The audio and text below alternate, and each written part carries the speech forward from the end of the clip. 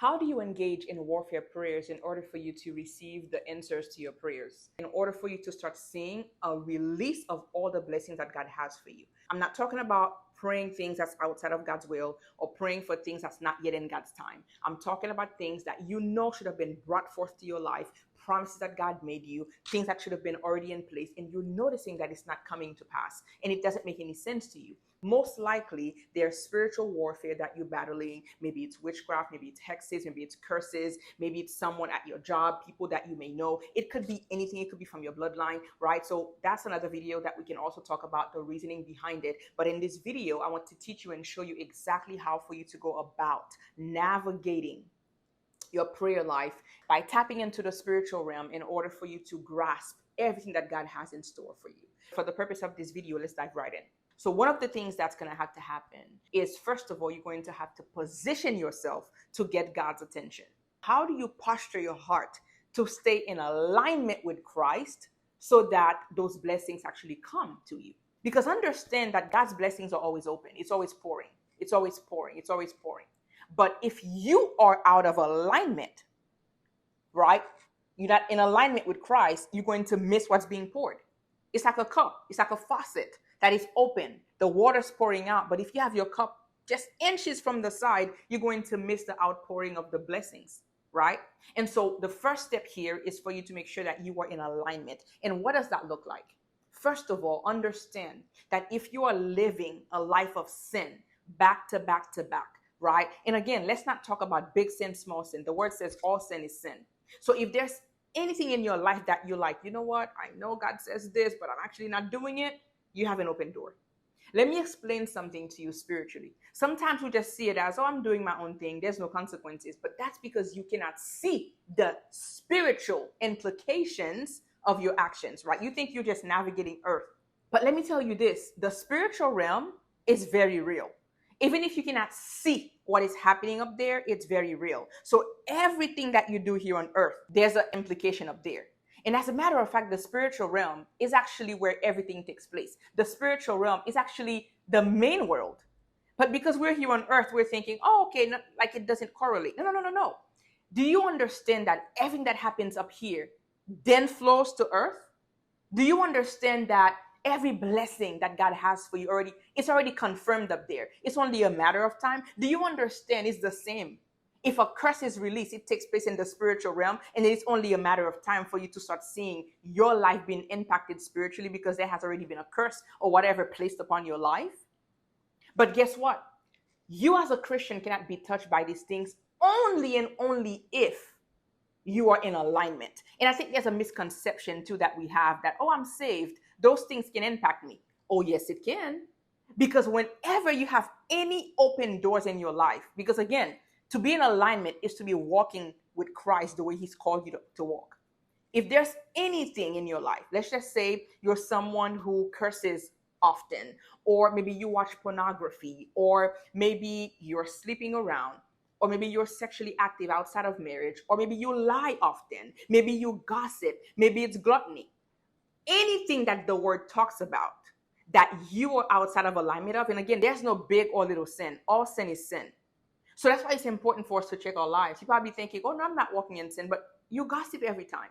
You're outside of alignment with the word. And understand, it's not just a matter of you being outside of alignment and it's okay, I'm sinning or whatnot, but what's the spiritual implication of that? Well, now what you have done, because you're not repentant of those sins, we're all sinners, right? But because you haven't fully repented of those sins, you know what happens? Now there's an open door in your life. Now the enemy's like, well, she's outside of alignment. Yes, she's saved, there's salvation, but the blessings that God has for you will be delayed because the enemy knows he's studying you. He's going around, looking at you, scouting around to see what open doors can I use? What sin can I use against her? What actions can I use against her? And when you're just like living in sin and you don't repent, he's like, well, she has an open door. Now I have access to derail her life. Now, the enemy's already going to fight against you. But when you have given him legal right because you're not in alignment with Christ, now with that open door, he's sending daggers your way, and you have come out of God's protection because you opened the door. Not because God has decided to give you off to the enemy. You have literally opened that door through being disobedient from walking in God's word. So there's spiritual implications to everything that we do. So one way to remedy this is to repent on a daily basis. Make it a lifestyle. You're a sinner. I'm a sinner. We're all sinners. But one of the best things you could do for yourself, number one, is to live a repented life.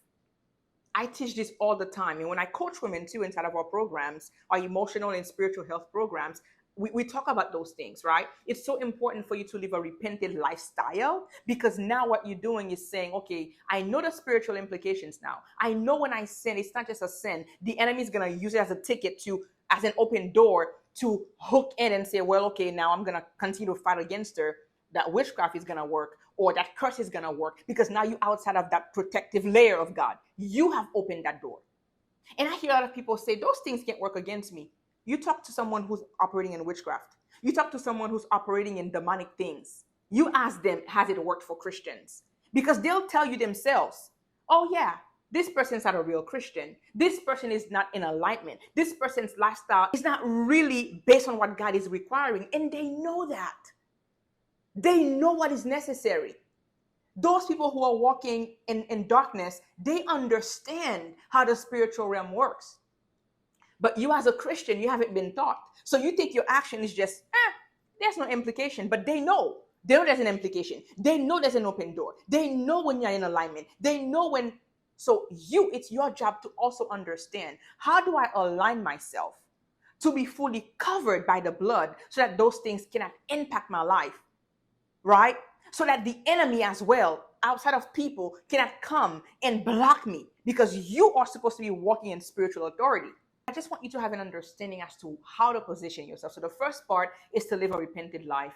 And the second tip, which there are so many different things I can share, but the second tip that I'll leave you off with is to pray and fast.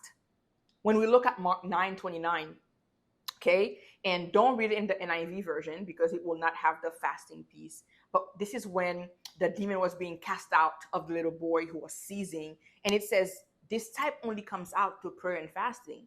The disciples couldn't cast it out. And when they went to Jesus and they asked him, like, how come we couldn't do it? It's like, it's not just prayer and fasting. So the second tip here is for you to fast. And fasting is not fasting from social media. It's not from fasting is fasting from food. It's you dying to flesh. It's you submitting your flesh and saying, instead of having physical food, I'm going to have spiritual food. Instead of eating grapes and eating steak and eating my salmon and eating the food that I like, I'm going to deprive my flesh. I'm going to die to flesh, and then I'm going to feed my spirit man. And this is how your spirit gain spiritual power in the spiritual realm, so that when you're praying and you're fasting and you're coming up against the very things that are blocking your blessings, the very things that are standing against you, your prayers now, because first you're living in alignment with Christ, you are repenting of the sins, you're living upright. And the second thing now too, your flesh is weak, now your spirit is strong. Every time hunger comes your way, you grab the word. Every time the flesh is asking for food, you give it scripture. Every time. So it's a replacement. There's deep spiritual power in doing this. And now when you pray, you're so heightened in the spiritual realm that everything that you command has to fall into place. When you pray and you say, I command in the name of Jesus, through the power of the Holy Spirit, for any evil things, any evil influence that is holding back my blessings, I command you to be released. I pray that the fire of God will consume. Now, when you pray in authority against demons, against principalities, it will fall into place, right? And so there's so much more things that I can share with you, but I really hope that those two tips, it gives you the strategy on how to start navigating your spiritual life and also your prayers, so that you can actually start seeing a breakthrough. Now, if you have not watched part 1 of this video, go back and watch it, because I broke down in this video exactly why sometimes our prayers are not answered. And we also spoke about the 2 levels of prayer, which is going to completely bless you. I invite you to subscribe, leave a comment, and let us know what you're taking away from this video, what blessed you, what are you going to apply. And I look forward to seeing you on our next video. God bless.